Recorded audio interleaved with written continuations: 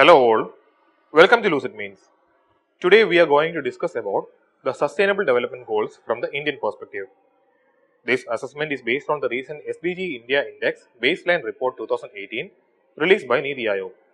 And here we are trying to cover this topic in a comprehensive way for which you could use for your general studies papers including ethics and for optional papers like sociology, public administration and so on.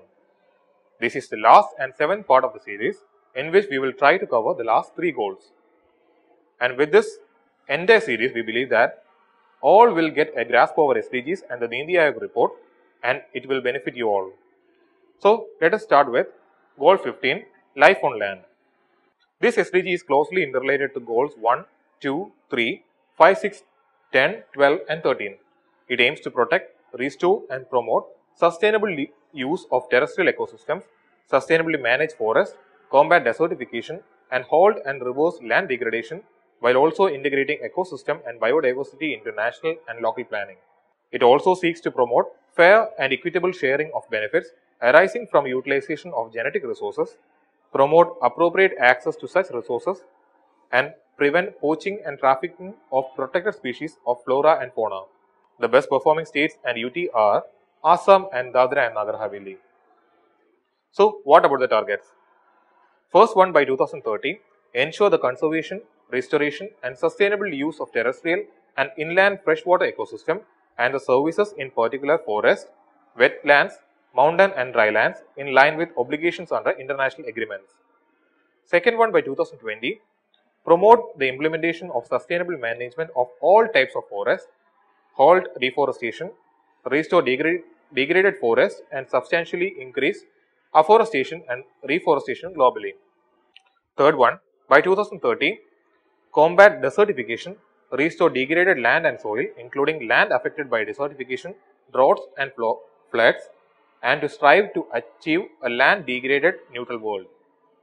Fourth one, by 2030, ensure the conservation of mountain ecosystems including their biodiversity in order to enhance their capacity to provide benefits that are essential for sustainable development.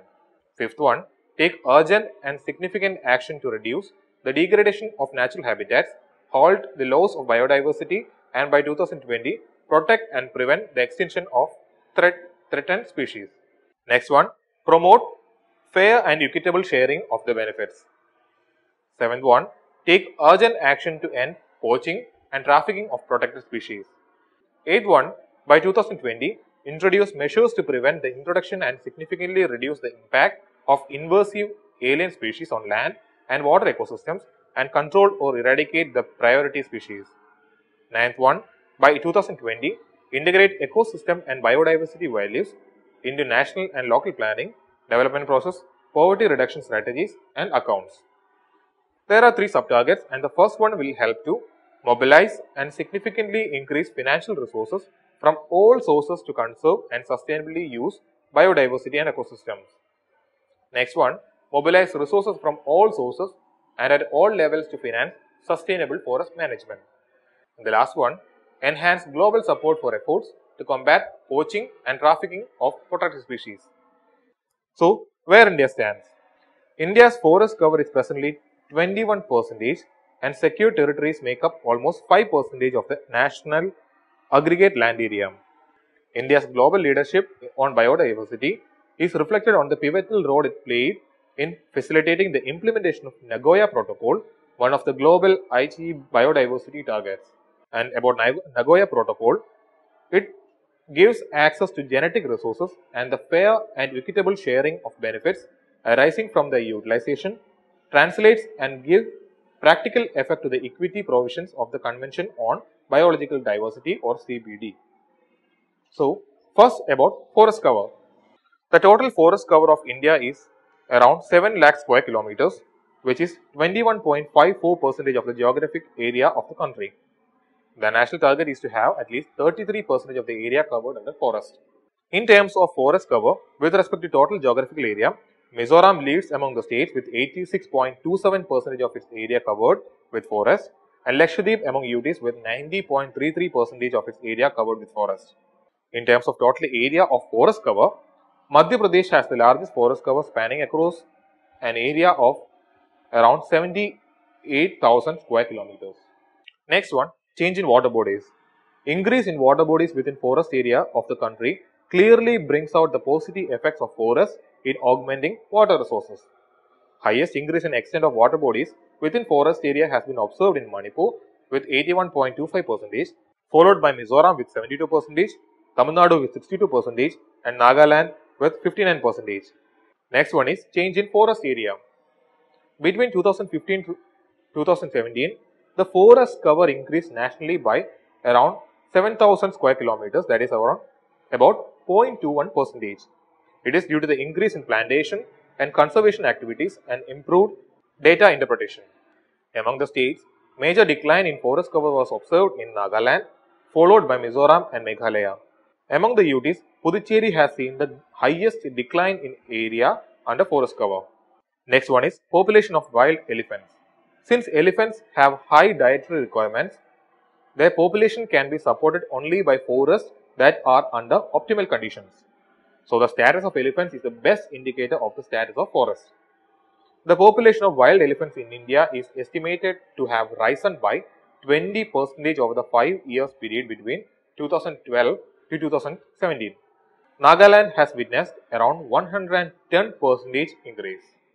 So, what about the Government of India initiatives?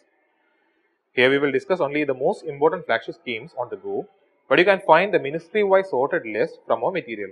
So, please go through the material to find that bunch and we believe that it will help you. So, first, National Environment Policy 2006 and National Agroforestry Policy 2014 aim to mainstream environmental concerns into all development activities and address the problem faced by agroforestry sector. Next one is Green Highways Policy 2015 was launched to promote greening of national highway corridors across the country. National Afforestation Program targets development of forest resources with the involvement of people with a focus on sustainability and improvement in livelihoods of the forest fringe communities and especially the poor. Integrated Development of Wildlife Habitats Program, which includes Project Tiger and Project Elephant, focuses on capacity building of staff, wildlife research and evaluation, anti-poaching activities, wildlife veterinary care, addressing man-animal conflicts and promoting ecotourism. Conservation of natural resources and ecosystem through its different sub-programs aims at conserving biosphere reserves, natural resources and ecosystems of the country. So, what are the ways forward? Preserving life on land requires concerted action not only to protect terrestrial ecosystem but to restore them and promote their sustainable use for the future. And poaching and trafficking of animals and to integrate ecosystem and biodiversity values into local planning and development processes. Safeguarding places which are important from the point of view of biodiversity is very important. Much greater investments are needed to maintain, protect and restore our Earth's valuable biodiversity and ecosystem services. Mobilize a mix of public and private, domestic and international resources. Should measure, manage and mitigate impacts on ecosystems and natural resources. Should scale up best practices for land use, planning and management. Should invest in natural infrastructure as a cost competitive alternative to grey infrastructure. Finance the restoration of degraded land for production and or conservation purposes. Should support and apply landscape approaches based on multi-stakeholder dialogue and collaborative action to overcome social and environmental fracture lines in landscape facing deforestation, land and ecosystem degradation, etc. Should commit to and implement responsible sourcing practices beyond compliance, applying environmental and social safeguards for all raw materials and commodities. Should expand markets for responsible forest products and thereby support sustainable forest management. Also should foster product and technology innovation to optimize resource efficiency to reduce impacts on ecosystems and lower carbon emissions. Also should scale up industrial reuse of water and support watershed protection programs. So with that we come to the end of goal 15. And next we are going to look at goal 16, that is peace, justice and strong institutions. This SDG is closely interrelated to goals 1, 4, 5, 8 and 10.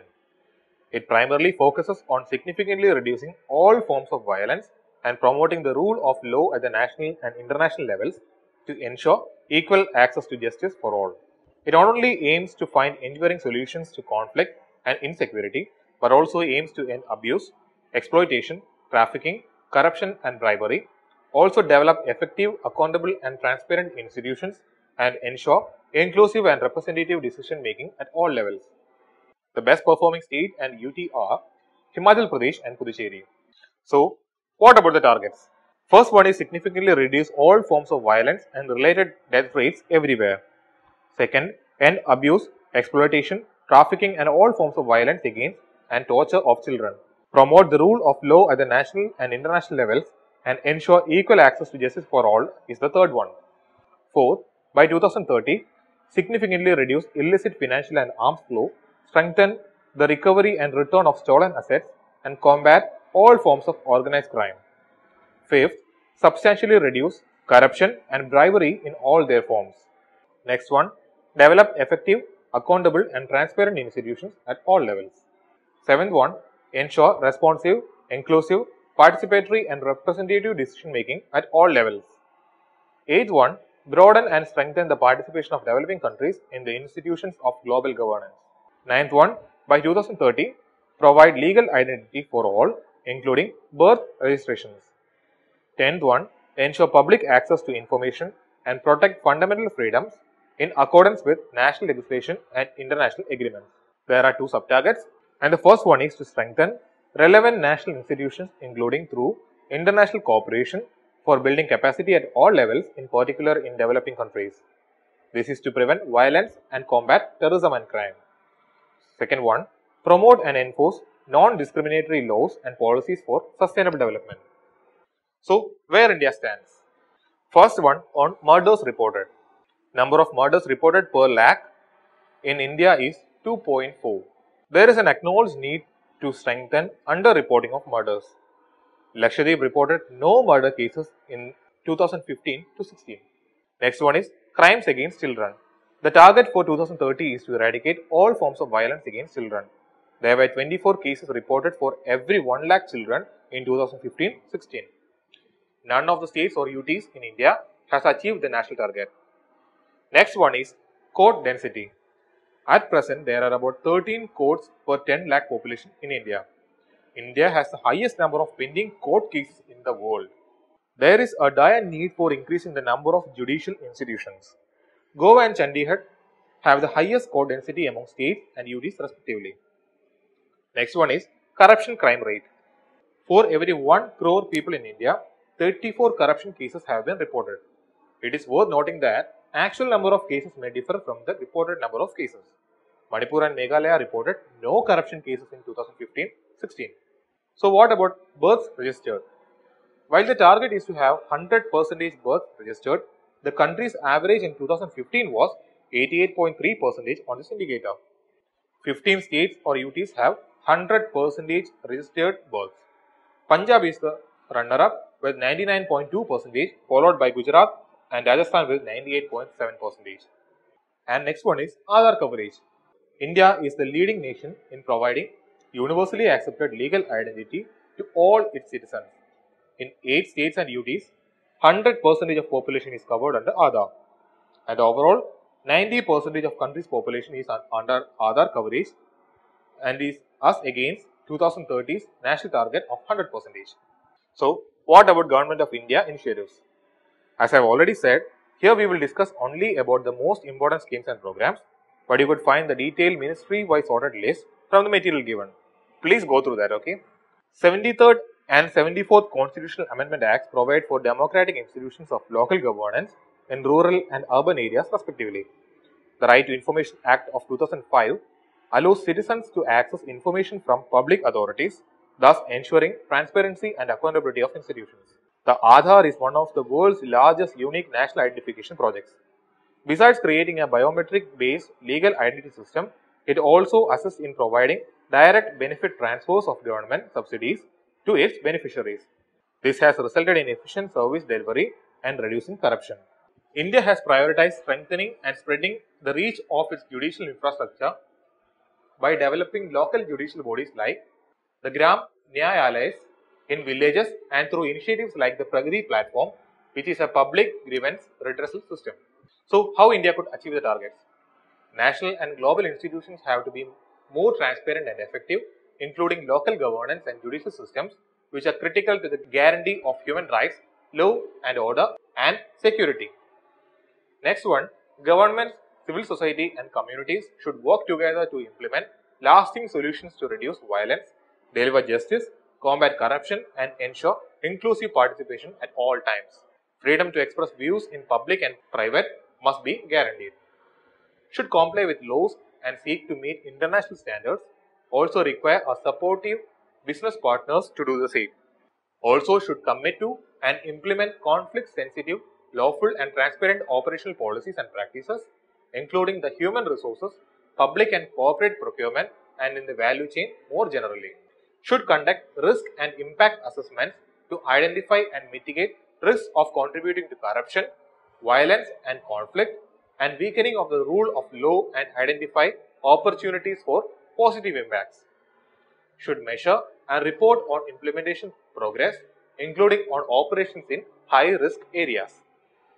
Should engage in public-private dialogues, partnerships and collective action in conflict prevention, peacekeeping, peace building, anti-corruption and the rule of law. So here the end of goal 16. Next we are moving on to our last goal, that is goal 17 or partnerships for the goal. Stronger partnerships will contribute to environmental protection and sustainable development by mobilizing resources, sharing knowledge, promoting the creation and transfer of environmentally sound technologies and building capacity. There is a tremendous scope for making the existing financial system more sustainable by integrating the environmental dimension into it. Growing cooperation among multilateral organizations, donors and private sector is needed to provide developing countries and beneficiaries with technologies that increase efficiency, the use of natural resources, generate low waste, treat the generated pollution and mitigate climate change. It also provides the means of implementation of other SDGs. Some of the targets under Goal 17 calls for the developed countries to assist developing and least developed countries through transfer of finance, technology, capacity building, support, etc. So what about the targets? The targets here are divided into 4 parts and the first part is about finance. First one is to strengthen domestic resource mobilization. Second one is develop countries to implement fully their official development assistance commitments, including the commitment by many developed countries to achieving the target of 0.7% of ODA to GNI ratio. That is, ODA means official development assistance and GNI means gross national income to developing countries and 0.15 to 0.2% of ODA to GNI ratio to least developed countries. And this ODA GNI ratio is a term coined by Development Assistance Committee or DAC or of the Organization of Economic Cooperation and Development, that is OECD, to measure aid. The DAC first used the term in 1969. It is widely used as an indicator of international aid flow, that is how aid flows between countries. Next one is mobilize additional financial resources for developing countries from multiple sources. Next one is assist developing countries in attaining long-term debt sustainability through coordinated policies. And the fifth one is adopt and implement investment promotion regimes. Next target is about technology. First one is enhance North-South, South-South and triangular regional and international cooperation on and access to science, technology and innovation, and enhance knowledge sharing on mutually agreed terms, including through improved coordination among existing mechanisms, in particular at the United Nations level and through a global technology facilitation mechanism. Next one is promote the development, transfer, dissemination and diffusion of environmentally sound technologies. Eighth one, fully operationalize the technology bank and science, technology and innovation capacity building mechanisms. Ninth, enhance international support for implementing effective and targeted capacity building in developing countries to support national plans to implement all the sustainable development goals, including through North-South, South-South and triangular cooperation. Next one is about trade. The first target under trade is the 10th overall target, that is to promote a universal, rules-based, open, non-discriminatory and equitable multilateral trading system under the World Trade Organization, including through the conclusions of negotiations under its Doha Development Agenda. Next one, significantly increase the exports of developing countries, in particular with a view to doubling the least developed countries' share of global exports by 2020. Next one, realize timely implementation of duty-free and quota-free market access on the lasting basis. Next one, enhance global macroeconomic stability with policy coordination and policy coherence. 14th one, enhance policy coherence for sustainable development. And 15th is that respect each country's policy space and leadership to establish and implement policies for poverty eradication and sustainable development. And the final part of target is multi-stakeholder partnerships.